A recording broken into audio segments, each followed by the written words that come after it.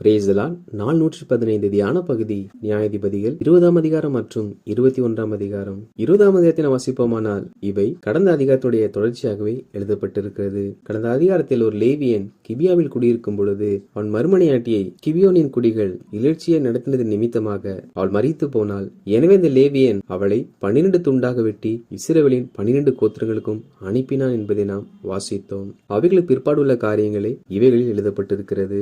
எனவே எல்லா இஸ்ரவேல் ஜனங்களும் மிஸ்பாவிலே கர்த்தருடைய சமூகத்தில் கூடினார்கள். அப்பொழுது அந்த அக்கிரமம் நடந்தது எப்படி என்பதாக ஒருவர் கேட்டுக்கொண்டிருந்தார்கள். அப்பொழுது அந்த லேவியன் தானும் தன் மறுமனையாட்டியும் கிபியாவில் போய் தங்கினதையும் அங்கே அவர்கள் நிமித்தமாக அவள் இலட்சியை நடத்தப்பட்டதையும் அது நிமித்தம் மரித்து போனதையும் சொல்லி, நீங்கள் எல்லாரும் இஸ்ரவேல் புத்திரராமே, இங்கே ஆலோசித்து தீர்மானம் பண்ணுங்கள் என்பதாக சொன்னான். அப்பொழுது எல்லா ஜனங்களும் ஒரு மனதோடு நம்மில் ஒருவரும் கூடாரத்திற்கும் வீட்டிற்கும் திரும்பி போகக்கூடாது, நாம் கிபியாவுக்கு விரோதமாக யுத்தம் பண்ணுவோம் என்பதாக பேசிக் கொண்டார்கள். அந்நாட்டில் இஸ்ரவேல் ஜனத்தில் கிட்டத்தட்ட 4 லட்சம் காலாட்கள் இருந்தார்கள். அப்பொழுது இஸ்ரவேல் எல்லாரும் ஒன்று போல ஏகோபித்து கிபியா பட்டணத்திற்கு முன்பாக கூட்டம் கூடி பென்யமீன் கோத்திரம் முழுவதற்கும் ஆட்களை அனுப்பி, உங்களுக்குள்ளே நடந்த இந்த அக்கிரமம் என்ன?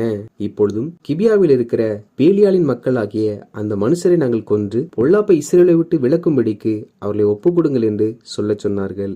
பென்யமீன் புத்திரரோ இஸ்ரவேல் புத்திரர் ஆகிய தங்கள் சகோதரின் சொல்லை கேட்க மனமில்லாமல் இஸ்ரவேல் புத்திரரோடு யுத்தம் பண்ண புறப்படும்படிக்கு பட்டணங்களில் இருந்து கிபியாவுக்கு வந்து கூடினார்கள். அதாவது இஸ்ரவேலர்கள் நேரடியாக சென்று யுத்தம் செய்திருக்கலாம். ஆனால் அவர்கள் கிபியா பென்யமீன் கோத்திரத்தில் இருந்தபடியினால் பென்யமீனருக்கு காரியங்களை தெரியப்படுத்தி அவள் தவறு செய்த நிமித்தமாக ஒப்புக் கொடுங்கள் என்பதாக தாழ்மையோடு கேட்டார்கள். ஆனால் பென்யமீனர்களோ தங்கள் சகோதரர்கள் சொன்ன அந்த வார்த்தையை கேட்க மனதில்லாமல் எதிராக யுத்தம் பண்ண வந்தார்கள். இன்றும் கூட அநேகர் தங்கள் குடும்பத்தில் தவறையும் பிழையும் வைத்துக் கொண்டு அதை சொல்லுவோம் என்றால் அதை ஏற்றுக்கொள்ளாதவர்களாக இருப்பார்கள். நம் குடும்பத்தை குறித்து ஒருவர் குற்றம் சாட்டினால் அந்த குற்றம் நம்முடைய குடும்பத்தின் நபர்கள் மேல் இருக்கும் என்றால் தேவ பிள்ளைகளாகிய நாம் அதை ஏற்றுக்கொண்டு அந்த தவறு செய்தவர்களை நாம் கண்டிக்க வேண்டுமே அல்லாமல் நம்மிடத்தில் சொன்னவர்களிடத்தில் நாம் ஒரு நாளும் யுத்தம் பண்ண செல்லக்கூடாது. காரணம், குற்றம் என்பது நம் பக்கம் இருக்கிறது. இங்கே கிபியாவின் குடிகள் பொல்லாப்பான பாவங்களை செய்தார்கள். எனவேதான் இஸ்ரவேலர்கள் வந்தார்கள்.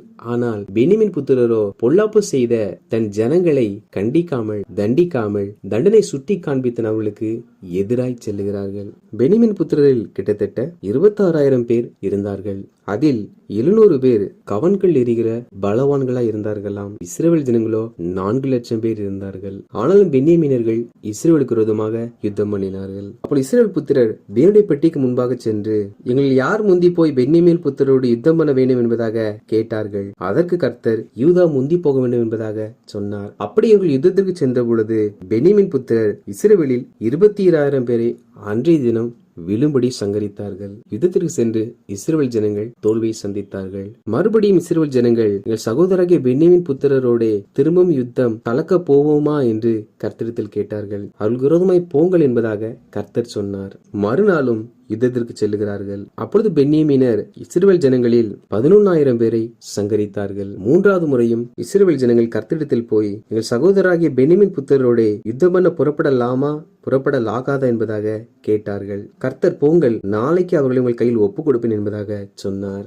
அதன்படி இவர்கள் பதிவிடை வைத்து முன்போல செல்லுகிறார்கள். அவர்கள் முறிந்தோடினதை போல ஓடினபடியினால் பென்யமீனரோ முன்போல் அவர்கள் சிதறி போகலாம் என்று சொல்லி அவர்களை பின்தொடர்ந்தார்கள். அப்படி பென்யமீனர் கிபியாவை தாண்டி வெளியே வரும் மட்டும் இஸ்ரவேல் ஜனங்கள் முன்னே ஓடினார்கள். அவர்கள் எல்லாரும் கிபியாவை விட்டு அப்புறப்பட்டவுடனே பதிவிட வைத்திருந்தவர்கள் எழும்பி பட்டணத்திற்குள் போய் அதை சங்கரித்து எல்லாவற்றையும் அக்கினியினால் சுட்டெரித்தார்கள். பின்பாக புகை எழும்புகிறதை கண்டவுடன் பென்யமீனர் திரும்பி பார்த்து தங்களுக்கு பதிவிட வைத்ததை அறிந்து கொண்டார்கள். அப்பொழுது இஸ்ரவேல் ஜனங்கள் அவர்களுக்கு விரோதமாய் எழும்பி பென்யமீன் புத்திரரை சங்கரித்தார்கள். அதில் சிலர் மாத்திரம் விலகி வனாந்திரத்திற்கு போய் அங்கே ரிம்மோன் என்னும் ஒரு கண்மலையில் போய் வாசம் பண்ணினார்கள். இதில் நாம் பார்க்கிறோம், 2 முறை இஸ்ரவேல் ஜனங்கள் யுத்தத்திற்கு சென்று தோல்வியை சந்தித்தார்கள். 3ஆம் முறைதான் ஜெயித்தார்கள். காரணம் என்னவென்றால் இஸ்ரவேல் புத்திரர் பென்யமீனரை அழிக்க வேண்டும் என்று அவர்கள் விரும்பவில்லை. தவறு செய்தவர்களை தண்டிக்க வேண்டும் என்றுதான் விரும்பினார்கள். ஆனால் பென்யமீன் புத்திரரோ தங்கள் கோத்திரத்தில் செய்த தப்பிதத்தை உணர்ந்து கொள்ளாமல் அவர்களாக யுத்தத்திற்கு வருகிறார்கள். எனவேதான் ஒவ்வொரு யுத்தத்திலும் எங்கள் சகோதரோடு எங்கள் யுத்தத்திற்கு செல்லலாமா, யுத்தத்திற்கு செல்ல வேண்டுமா என்பதாக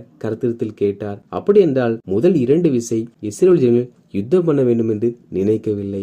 ஆனால் அவள் 2 முறை தங்கள் சகோதரன் என்று பார்க்காமல் இஸ்ரவேல் ஜனங்களில் ஆயிரக்கணக்கானவர் வெட்டினது நிமித்தமாகவே 3ஆம் முறை கேட்டார்கள். யுத்தத்தில் வந்து எல்லாரையும் முறியடித்தார்கள். இதில் கிபியோன் குடிகள் செய்த தவறுக்கு துணை போதனது நிமித்தமாக பென்யமீன் கோத்திரம் முழுவதும் அழிவை சந்தித்தது. எப்பொழுதும் ஒரு பாவத்திற்கு நாம் துணை போகும் பொழுது அந்த பாவம் ஒரு மனிதன் செய்தாலும் அதுக்கு துணை போனது நிமித்தமாக அவனை சார்புடைய ஆதரவு தெரிவித்த அநேகரது நிமித்தம் பாதிக்கப்படுவார்கள். எனவே தேவப்பிள்ளைகளாகிய நாம் ஒரு நாளும் பாவத்திற்கும் பாவம் செய்த நபருக்கும் நாம் ஆதரவு தெரிவிக்கிறவர்களாக காணப்படக்கூடாது. காரணம், பாவம் மரணத்தை உண்டு பண்ணும். இங்கே ஒரு பட்டணம் செய்த பாவத்து நிமித்தமாக ஒரு கோத்திரம் அழிவை சந்தித்தது. 21ஆம் அதிகாரத்தை வாசிப்போமானால் அதில் இஸ்ரவேல் ஜனங்கள் மிஸ்பாவில் இருந்து தேவ சமூகத்தில் அழுது கொண்டிருக்கிறார்கள். காரணம் என்னவென்றால் இஸ்ரவேலின் 12 கோத்திரத்தில் ஒரு கோத்திரம் அழிக்கப்பட்டது என்பதற்காக. இவர்கள் அழிக்க வேண்டும் என்று நினைக்கவில்லை. நினைத்திருப்பார்கள் என்றால் வந்து அழமாட்டார்கள். இவர்கள் தப்பு செய்தவர்களை தண்டிக்க நினைத்தார்கள். ஆனால் தப்பு செய்தவர்களுக்கு அவர்கள் கோத்திரத்தார் ஆதரவு தெரிவித்தது நிமித்தமாக முழு கோத்திரமும் அழிவை சந்தித்தது. எனவே இஸ்ரவேல் புத்திரர் எல்லாரும் ஒன்று கூடி பேசும் பொழுது பென்யமீன் கோத்திரத்தில் மீதம் இருக்கிறவர்கள் யாரோ அவர்களுக்கு மனைவிகளை தேடி அந்த கோத்திரத்தை பெருகச் செய்ய வேண்டும் என்பதாக தங்களுக்குள்ளே ஆலோசனை பண்ணிக் கொள்கிறார்கள். அப்பொழுது எல்லாரும் மிஸ்பாவில் கூடியிருந்த போது கர்த்தருடைய சந்நிதியில் வராதவர்கள் யார் என்பதாக விசாரித்து பார்த்தார்கள். அப்பொழுது கீலேயாத்தில் உள்ள யாபேசின் மனுஷரில் ஒருவரும் வரவில்லை.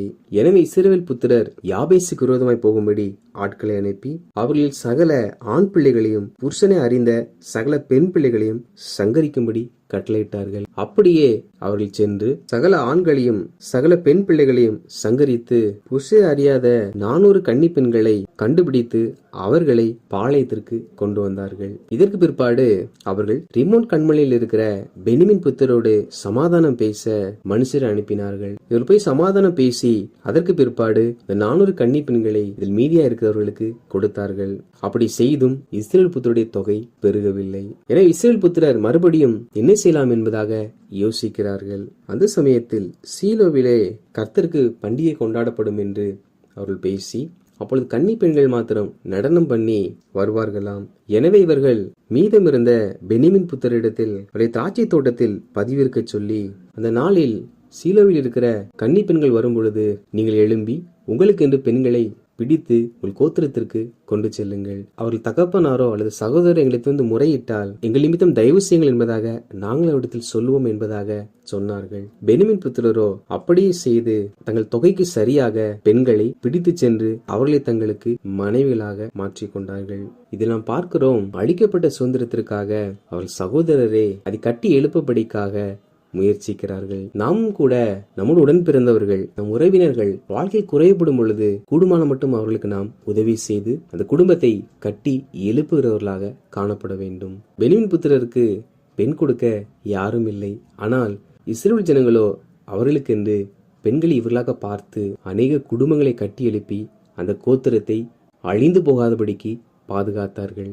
அதே போல தேவ பிள்ளைகளாகிய நாமும் கூட திருமணமாகாமல் இருக்கிறவர்கள் நம்முடைய ஐக்கியத்தில் இருப்பார்கள் என்றால் நமக்கு தெரிந்த 2 நபர்கள் இருந்தால் அவர்கள் திருமணம் செய்வதற்கான ஒரு பாலமாக நாம் அமையலாம்.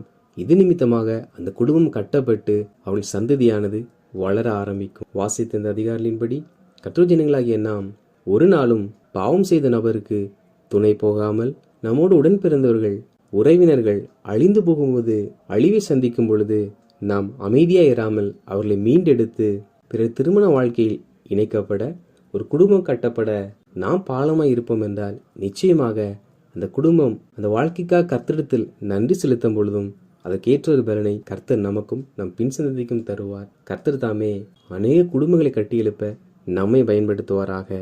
ஆமேன்.